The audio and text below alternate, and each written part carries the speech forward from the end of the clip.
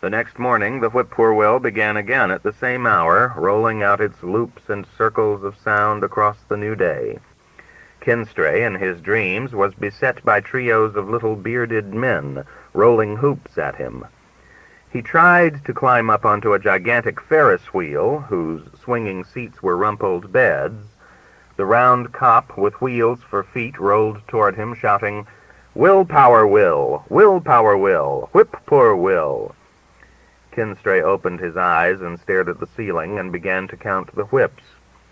At one point the bird did 53 straight without pausing. I suppose, like the drops of water or the bright light in the third degree, this could drive you nuts, Kinstray thought, or make you confess. He began to think of things he hadn't thought of for years. The time he took the quarter from his mother's pocketbook. The time he steamed open a letter addressed to his father. It was from his teacher in the 8th grade. Miss Willpool, Miss Whippoor, Miss Willpower, Miss Wilmot, that was it. He had reached the indiscretions of his middle 20s when the whip-poor-will suddenly stopped on poor, not on will. Something must have frightened it. Kinstray sat up on the edge of the bed and lighted a cigarette and listened. The bird was through calling all right, but Kinstray couldn't go back to sleep. The day was as bright as a flag. He got up and dressed. "I thought you weren't going to smoke cigarettes before breakfast anymore," said Madge later. "I found 4 stubs in the ashtray in your bedroom." It was no use telling her he had smoked them before going to bed. You couldn't fool Madge. She always knew. "That goddamn bird woke me up again," he said, "and this time I couldn't get back to sleep." He passed her his empty coffee cup. "It did 53 without stopping this morning," he added. "I don't know how the hell it breathes." His wife took his coffee cup and set it down firmly. "Not 3 cups," she said, "not with you sleeping so restlessly the way it is." "You didn't hear it, I suppose," he said. She poured herself some more coffee. "No," she said, "I didn't hear it." Margaret hadn't heard it either, but Arthur had. Kinstray talked to them in the kitchen while they were clearing up after breakfast. Arthur said that it wuck him, but he went right back to sleep. He said he slept like a log, must be the air off the ocean. As for Margaret, she always slept like a log. Only thing ever kept her awake was people a-hoopin' and a-hollerin'. She was glad she didn't hear the whip-poor-will. Down where she came from, she said, if you heard a whip-poor-will singing near the house, it meant there was going to be a death. Arthur said he had heard about that, too. Must have been his grandma told him, or somebody. If a whip-poor-will singing near the house meant death, Kinstray told them, it wouldn't really make any difference whether you heard it or not. "It doesn't make any difference whether you see the ladder you're walking under," he said, lighting a cigarette and watching the effect of his words on Margaret. She turned from putting some plates away, and her eyes widened and rolled a little. "Mr. Kinstray is just teasing you, Mag," said Arthur, who smiled and was not afraid. "Thinks he's pretty smart," Kinstray thought. Just a little bit too smart, maybe.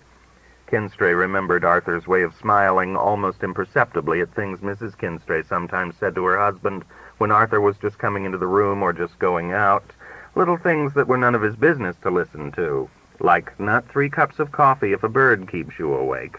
Wasn't that what she had said? "Is there any more coffee?" he asked testily, "or did you throw it out?" He knew they had thrown it out. Breakfast had been over for almost an hour. "We can make you some fresh," said Arthur. "Never mind," said Kinstray. "Just don't be so sure of yourself. There's nothing in life to be sure about." When, later in the morning, he started out the gate to walk down to the post office, Madge called to him from an upstairs window. "Where are you going?" she asked, amiably enough. He frowned up at her. "To the taxidermist's," he said, and went on. He realized, as he walked along in the warm sunlight, that he had made something of a spectacle of himself. Just because he hadn't had enough sleep or enough coffee. It wasn't his fault, though. It was that infernal bird. He discovered after a quarter of a mile that the imperative rhythm of the whip-poor-will's call was running through his mind, but the words of the song were new. Fatal bell, fatal bell, fatal bell. Now, where had that popped up from? It took him some time to place it. It was a fragment from Macbeth. There was something about the fatal bellman crying in the night. The fatal bellman cried the livelong night, something like that. It was an owl that cried the night Duncan was murdered. Funny thing to call up after all these years. He hadn't read the play since college. It was that fool Margaret talking about the whippoorwill and the superstition that if you hear the whippoorwill singing near the house, it means there is going to be a death. Here it was 1942, and people still believed in stuff like that. The next dawn, the dream induced by the calling of the whippoorwill was longer and more tortured, a nightmare filled with dark perils and heavy hopelessness. Kinstray woke up, trying to cry out. He lay there breathing hard and listening to the bird. He began to count. 1, 2, 3, 4, 5. Then suddenly he leaped out of bed and ran to the window and began yelling and pounding on the window pane and running the blind up and down. He shouted and cursed until his voice got hoarse. The bird kept right on going. He slammed the window down and turned away from it, and there was Arthur in the doorway. "What is it, Mr. Kinstray?" said Arthur. He was fumbling with the end of a faded old bathrobe and trying to blink the sleep out of his eyes. "Is anything the matter?" Kinstray glared at him. "Get out of here," he shouted, "and put some coffee on, or get me a brandy or something." "I'll put some coffee on," said Arthur. He went shuffling away in his slippers, still half asleep. "Well," said Madge Kinstray over her coffee cup at breakfast, "I hope you got your tantrum over and done with this morning. I never heard such a spectacle, squalling like a spoiled brat." "You can't hear spectacles," said Kinstray coldly. "You see them." "I'm sure I don't know what you're talking about," she said. "No, you don't," thought Kinstray. "You never have. Never have. Never have. Never have." Would he ever get that damned rhythm out of his head? It struck him that perhaps Madge had no subconscious. When she lay on her back, her eyes closed. When she got up, they opened like a doll's. The mechanism of her mind was as simple as a cigarette box. It was either open or it was closed, and there was nothing else, nothing else, nothing else. The whole problem turns on a very neat point, Kinstray thought as he lay awake that night, drumming on the headboard with his fingers. William James would have been interested in it. Henry, too, probably. I've got to ignore this thing, get adjusted to it, become oblivious of it. I mustn't fight it, I mustn't build it up. If I get to screaming at it, I'll be running across that wet grass out there in my bare feet, charging that bird as if it were a trench full of Germans, throwing rocks at it, giving the rebel yell or something, for God's sake. No, I mustn't build it up. I'll think of something else every time it pops into my mind. I'll name the Dodger infield to myself over and over. Camilli, Herman, Reese, Vaughn, Camilli, Herman, Reese. Kinstray did not succeed in becoming oblivious of the whippoorwill. Its dawn call pecked away at his dreams like a vulture at a heart. It slowly carved out a recurring nightmare, in which Kinstray was attacked by an umbrella, whose handle, when you clutched it, clutched right back, for the umbrella was not an umbrella at all, but a raven. Through the gloomy hallways of his mind rang the thing's dolorous cry, "Nevermore, nevermore, nevermore, whippoorwill, whippoorwill." One day Kinstray asked Mr. Tetford at the post office if the whippoorwills ever went away. Mr. Tetford squinted at him. "Don't look like the sun was browning up you none," he said. "I don't know as they ever go away. They move around. I like to hear 'em. You get used to 'em." "Sure," said Kinstray. "What do people do when they can't get used to them, though? I mean, old ladies or sick people." "Only one's been bothered was old Miss Purdy. She darn near set fire to the whole island trying to burn 'em out of her woods. Shooting at 'em might drive 'em off, or a body could trap 'em easy enough and let 'em loose somewheres else. But people get used to 'em after a few mornings." "Oh, sure," said Kinstray. "Oh, sure." That evening in the living room, when Arthur brought in the coffee, Kinstray's cup cackled idiotically in its saucer when he took it off the tray. Madge Kinstray laughed. "Your hand is shaking like a leaf," she said. He drank all his coffee at once and looked up savagely. "If I could get one good night's sleep, it might help," he said. "That damn bird, I'd like to wring its neck." "Oh, come now," she said mockingly. "You wouldn't hurt a fly. Remember the mouse we caught in the Westport house? You took it out in the field and let it go. The trouble with you," he began, and stopped. He opened the lid of a cigarette box and shut it, opened and shut it again, reflectively. "As simple as that," he said. She dropped her amused smile and spoke shortly. "You're acting like a child about that silly bird," she said. "Worse than a child. I was over at the Barrys this afternoon. Even their little Anne didn't make such a fuss. A whippoorwill frightened her the first morning, but now she never notices them." "I'm not frightened, for God's sake," shouted Kinstray. "Frightened or brave, asleep or awake, open or shut, you make everything black or white." "Well," she said, "I like that." "I think the bird wakes you up, too," he said. "I think it wakes up Arthur and Margaret." "And we just pretend it doesn't?" she asked. "Why on earth should we?" "Oh, out of some fool notion of superiority, I suppose. I don't know." "I'll thank you not to class me with the servants," she said coldly. He lighted a cigarette and didn't say anything. "You're being ridiculous and childish," she said, "fussing about nothing at all, like an invalid in a wheelchair." She got up and started from the room. "Nothing at all," he said, watching her go. She turned at the door. "Ted Barry says he'll take you on at tennis if your bird hasn't worn you down too much." She went on up the stairs, and he heard her close the door of her room. He sat smoking moodily for a long time, and fell to wondering whether the man's wife in the Raven had seen what the man had seen perched on the pallid bust of Pallas just above the chamber door. Probably not, he decided. When he went to bed, he lay awake a long while trying to think of the last line of the Raven. He couldn't get any farther than "like a demon that is dreaming," and this kept running through his head. "Nuts," he said at last aloud, and he had the oddly disturbing feeling that it wasn't he who had spoken, but somebody else.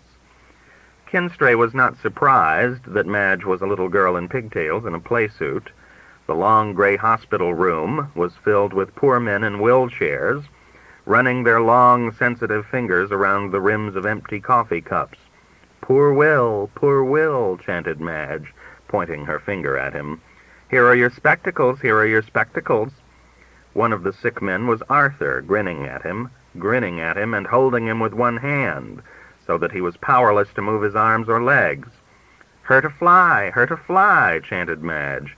Whip him now," she cried. And she was the umpoor in the high chair beside the court, holding a black umbrella over her head. "Love 30, love 40, 41, 42, 43, 44. His feet were stuck in the wet concrete on his side of the net, and Margaret peered over the net at him, holding a skillet for a racket. Arthur was pushing him down now, and he was caught in the concrete from head to foot. It was Madge, laughing and counting over him.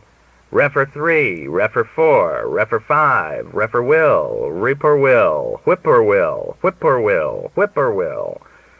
The dream still clung to Kinstray's mind like a cobweb as he stood in the kitchen in his pajamas and bare feet, wondering what he wanted, what he was looking for. He turned on the cold water in the sink and filled a glass, but only took a sip and put it down. He left the water running. He opened the bread box and took out half a loaf wrapped in oiled paper and pulled open a drawer. He took out the bread knife and then put it back and took out the long, sharp carving knife. He was standing there holding the knife in one hand and the bread in the other when the door to the dining room opened. It was Arthur. "Who do you do first?" Kinstray said to him hoarsely. The Barrys, on their way to the beach in their station wagon, drove into the driveway between the house and the barn. They were surprised to see that at 11:15 in the morning the Kinstray servants hadn't taken in the milk. The bottle standing on the small back porch was hot to Barry's touch. When he couldn't rouse anyone, pounding and calling, he climbed up on the cellar door and looked in the kitchen window. He told his wife sharply to get back in the car. The local police and the state troopers were in and out of the house all day.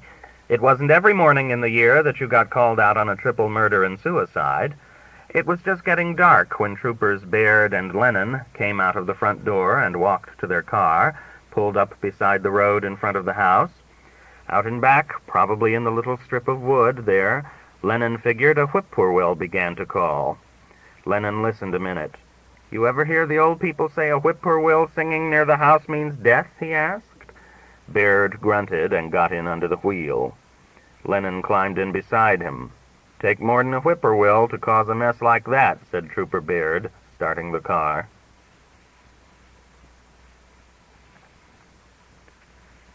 The Macbeth Murder Mystery. "It was a stupid mistake to make," said the American woman I had met at my hotel in the English Lake Country. "But it was on the counter with the other Penguin books, the little sixpenny ones, you know, with the paper covers.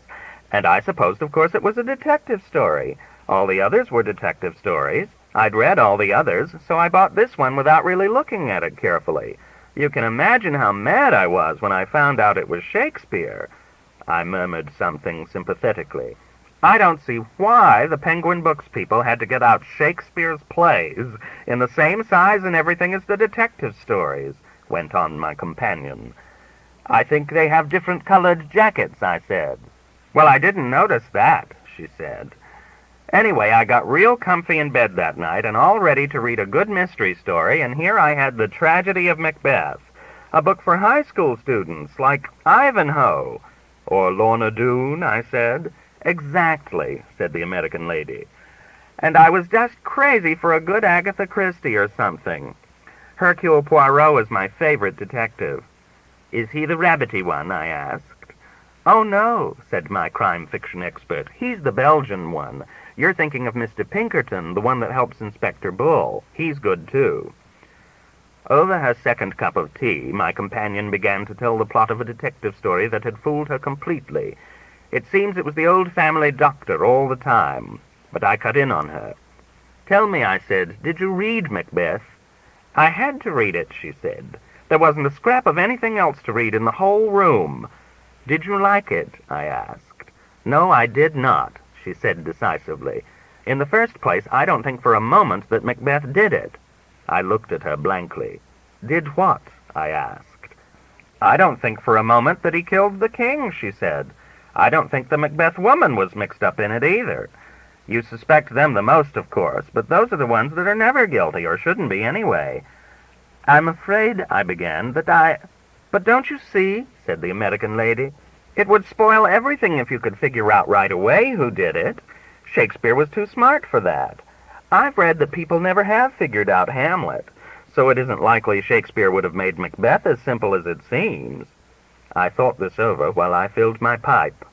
"Who do you suspect?" I asked suddenly. "Macduff," she said promptly. "Good God," I whispered softly. "Oh, Macduff did it all right," said the murder specialist. "Hercule Poirot would have got him easily." "How did you figure it out?" I demanded. "Well," she said, "I didn't right away. At first I suspected Banquo, and then, of course, he was the second person killed. That was good right in there, that part. The person you suspect of the first murder should always be the second victim." "Is that so?" I murmured. "Oh, yes," said my informant. "They have to keep surprising you. Well, after the second murder, I didn't know who the killer was for a while." "How about Malcolm and Donalbain, the king's sons?" I asked. "As I remember it, they fled right after the first murder. That looks suspicious." "Too suspicious," said the American lady. "Much too suspicious. When they flee, they're never guilty. You can count on that." "I believe," I said, "I'll have a brandy," and I summoned the waiter. My companion leaned toward me, her eyes bright, her teacup quivering. "Do you know who discovered Duncan's body?" she demanded. I said I was sorry, but I had forgotten. "Macduff discovers it," she said, slipping into the historical present. "Then he comes running downstairs and shouts, 'Confusion has broke open the Lord's anointed temple,' and 'Sacrilegious murder has made his masterpiece,' and on like that." The good lady tapped me on the knee. "All that stuff was rehearsed," she said. "You wouldn't say a lot of stuff like that offhand, would you, if you had found a body?" She fixed me with a glittering eye. I began. "You're right," she said. "You wouldn't, unless you had practiced it in advance." "My God, there's a body in here," is what an innocent man would say. She sat back with a confident glare.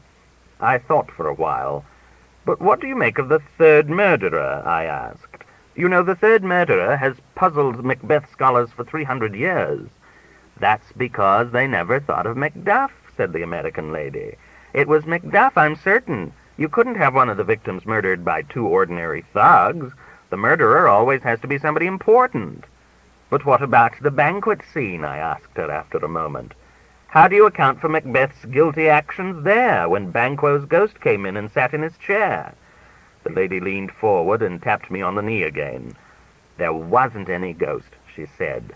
A big, strong man like that doesn't go around seeing ghosts, especially in a brightly lighted banquet hall with dozens of people around. Macbeth was shielding somebody. Who was he shielding? I asked. Mrs. Macbeth, of course, she said. He thought she did it, and he was going to take the rap himself. The husband always does that when the wife is suspected. But what, I demanded, about the sleepwalking scene, then? The same thing, only the other way around, said my companion. That time she was shielding him. She wasn't asleep at all. Do you remember where it says, "Enter Lady Macbeth with a taper"? Yes, I said. Well, people who walk in their sleep never carry lights, said my fellow traveler. They have a second sight. Did you ever hear of a sleepwalker carrying a light? No, I said, I never did. Well, then she wasn't asleep. She was acting guilty to shield Macbeth. I think, I said, I'll have another brandy, and I called the waiter. When he brought it, I drank it rapidly and rose to go. I believe, I said, that you have got hold of something. Would you lend me that Macbeth? I'd like to look it over tonight. I don't feel somehow as if I'd ever really read it. I'll get it for you, she said, but you'll find that I am right. I read the play over carefully that night, and the next morning after breakfast I sought out the American woman. She was on the putting green, and I came up behind her silently and took her arm. She gave an exclamation. Could I see you alone? I asked in a low voice. She nodded cautiously and followed me to a secluded spot. You've found out something, she breathed. I've found out, I said triumphantly, the name of the murderer. You mean it wasn't Macduff? She said. Macduff is as innocent of those murders, I said, as Macbeth and the Macbeth woman. I opened the copy of the play which I had with me, and I turned to Act 2, Scene 2. Here, I said, you will see where Lady Macbeth says, I laid their daggers ready. He could not miss 'em. Had he not resembled my father as he slept, I had done it. Do you see? No, said the American woman bluntly. I don't. But it's simple, I exclaimed. I wonder I didn't see it years ago. The reason Duncan resembled Lady Macbeth's father as he slept is that it actually was her father. Good God, breathed my companion softly. Lady Macbeth's father killed the king, I said, and hearing someone coming, thrust the body under the bed and crawled into the bed himself. But, said the lady, you can't have a murderer who only appears in the story once. You can't have that. I know that, I said, and I turned to Act 2, Scene 4. It says here, enter Ross with an old man. Now that old man is never identified, and it is my contention he was old Mr. Macbeth, whose ambition it was to make his daughter queen. There you have your motive. But even then, cried the American lady, he's still a minor character. Not, I said gleefully, when you realize that he was also one of the weird sisters in disguise. You mean one of the three witches? Precisely, I said. Listen to this speech of the old man's. On Tuesday last, a falcon towering in her pride of place was by a mousing owl hawked at and killed. Who does that sound like? It sounds like the way the three witches talk, said my companion reluctantly. Precisely, I said again. Well, said the American woman, maybe you're right, but I'm sure I am, I said. And do you know what I'm going to do now? No, she said. What? Buy a copy of Hamlet, I said, and solve that. My companion's eyes brightened. Then, she said, you don't think Hamlet did it? I am, I said, absolutely positive he didn't. But who, she demanded, do you suspect? I looked at her cryptically. Everybody, I said, and disappeared into a small grove of trees as silently as I had come.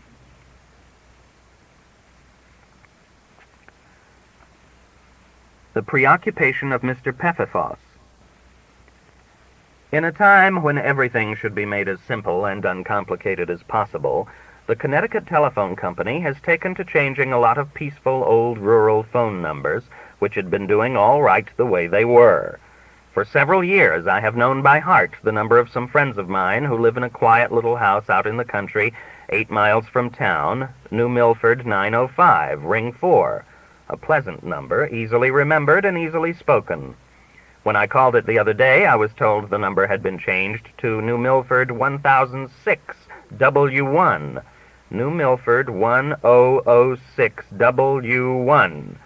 Lots worse things have happened to me, but not many that I keep thinking about more often.